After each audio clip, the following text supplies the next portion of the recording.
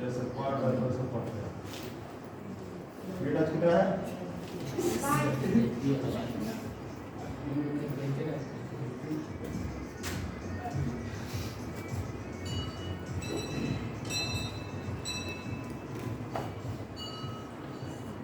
आज हम लोग पढ़ेंगे फ्रांस की क्रांति 1830 की।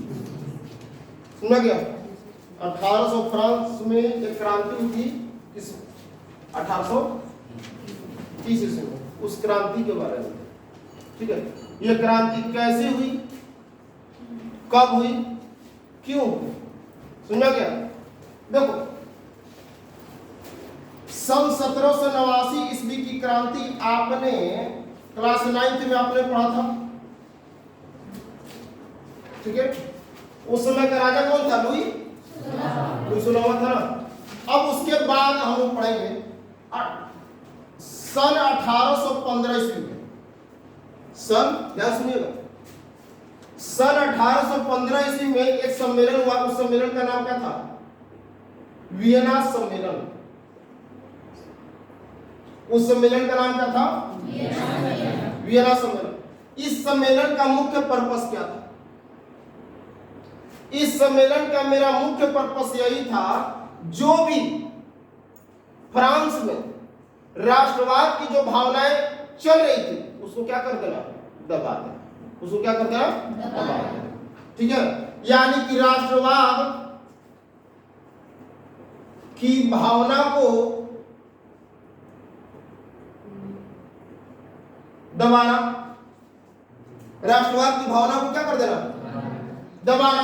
और दूसरा इसका रीजन ये था कि फ्रांस में पुरातन व्यवस्था को लागू करना। बात समझिएगा, फ्रांस में पुरातन व्यवस्था क्या करना था? लागू करना था। ठीक है, रीजन क्या है कि यहां पर फिर से एक बार जो फ्रांस की क्रांति जो हो गई थी, ठीक है, 1789 में, उसके बाद 1815 में एक वियना सम्मेलन हुआ। ठीक है, उस वियना सम्मेलन की क्यों हुई? क्योंकि पहला उसका उद्देश्य यही था, वियना सम्मेलन का मुख्य उद्देश्य राष्ट्रवाद की भावना को क्या कर देना? राष्ट्रवाद का मतलब क्या होता है? देश के प्रति प्रेम भाव। अपने देश के प्रति मर मिट जाना राष्ट्रवाद की भावना कहलाता है। ठीक है, यानी कि राष्ट्रवाद की भावना को दबाना। क्यों दबाएंगे भाई? दबाएंगे इसलिए कि ताकि वहां के लोग स्वतंत्र न हो पाए। ठीक है, हमारे अंदर में रहे, हम जैसा कहें वैसा वो लोग कार्य करते रहे। समझा गया? दूसरा है फ्रांस में पुरातन व्यवस्था को लागू करना, यानी कि पहले का समय। समझा गया? पहले के समय हो कोई क्या करना था? लागू करना था। ठीक है, इसको लिख लो एक मिनट।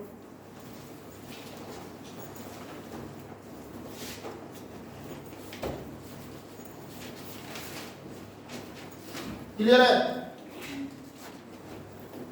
अब देखिए इधर,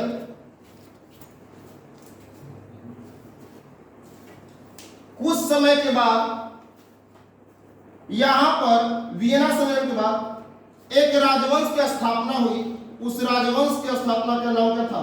बुर्बो राजवंश। क्या नाम था? बुर्बो राजवंश। ठीक है, बुर्बो राजवंश के नेता, यानी कि उसके राजा, हर एक वंश का एक अपना अपना क्या होता है? राजा होता है। तो बुर्बो राजवंश का राजा कौन था? लुई 18वां। लुई 18वां था। क्लियर? अभी लिखे नहीं? ठीक है, बुर्बो राजवंश का नेता कौन था? राजा कौन था? लुई 18वां। लुई 18वां एक अच्छा राजा था। ठीक है, कैसा राजा था? एक अच्छा राजा था। उसने, ठीक है, समान नागरिक संहिता, उसने क्या लागू किया? समान नागरिक संहिता। समान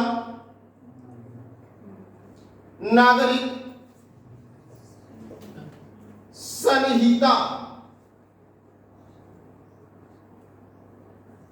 ठीक है, उसने समान नागरिक संहिता को लागू किया, और दूसरा संवैधानिक,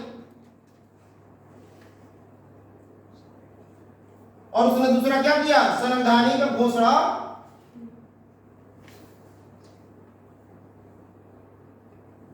संवैधानिक घोषणा पत्र लागू किया।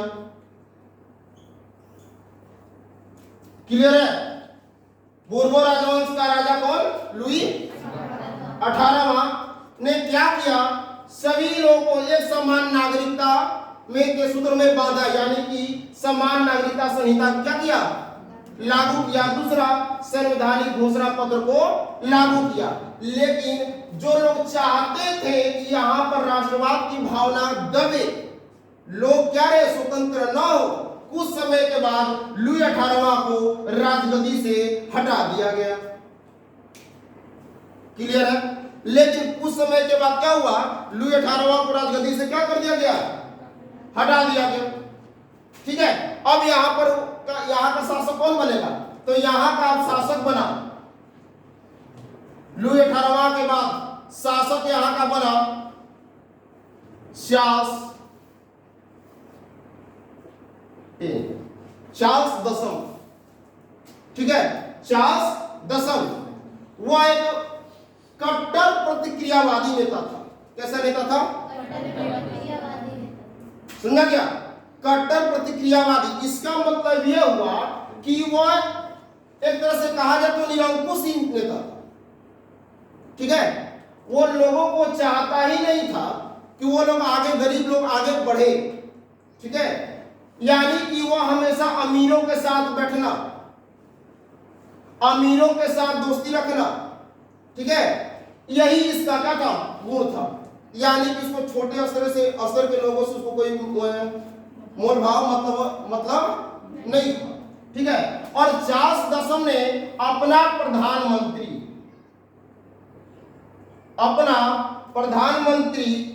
ठीक है, पोलीगनेट को बनाया। किसको बनाया? पोलीगनेट को बनाया। चार्ल्स दसम का प्रधानमंत्री कौन है? पोलीगनेट है। ठीक है? ये ससुरा है करो से बदमाश। ठीक है? गुरु रह के चला चीनी होकर घुल गया अपना में। कहने का अर्थ ये है कि चार्ल्स दसम तो बस उतना ही था, लेकिन उससे कहीं ज्यादा ये कट्टर प्रतिक्रियावादी निकल गया। सुना क्या? हर चीजों के ऊपर टैक्स सब कुछ लगा दिया, ज्यादातर मात्रा में जब टैक्स लगाना शुरू कर दिया। ठीक है? बड़े बड़े लोगों की बातें होती थी, ठीक है, और छोटे स्तरों की बातों की कोई कहीं सुनी नहीं होती थी। ठीक है? जिसके वजह से 1830 ईस्वी में जून 1830 ईस्वी में ही, ठीक है, वहां पर क्या हुआ कि उस देश के अंदर ही एक क्रांति छिड़ गई। एक क्रांति क्या गई? छिड़ गई। इस क्रांति को ही कहा जाता है गृह युद्ध की क्रांति। फ्रांस की गृह युद्ध की क्रांति। क्लियर है? 1830 ईस्वी में, ठीक है, क्रांति हुई, जिसको क्या कहा जाता है? गृह युद्ध की क्रांति। इसके मतलब किसने बहिष्कार कर दिया? वहां पर फ्रांस की जनता ने अपने राजा के प्रति क्या कर दिया? बहिष्कार कर दिया। सुना गया? इसलिए उसको क्या कहा जाता है? गृह युद्ध की क्रांति। ठीक है? अब यहां पर देखिए, ये जो क्रांति हुई वो जून के लास्ट में 1830 में हुई। इसलिए इस क्रांति को अंतिम चरणों यानी कि सफलता मिलते मिलते जुलाई आ गया। इसलिए इस क्रांति को क्या कहा जाता है? जुलाई 1830 की क्रांति। क्या कहा जाता है? जुलाई 1830 की क्रांति। क्लियर है इतना? चलिए, आपका खत्म हो गया 1830 की क्रांति।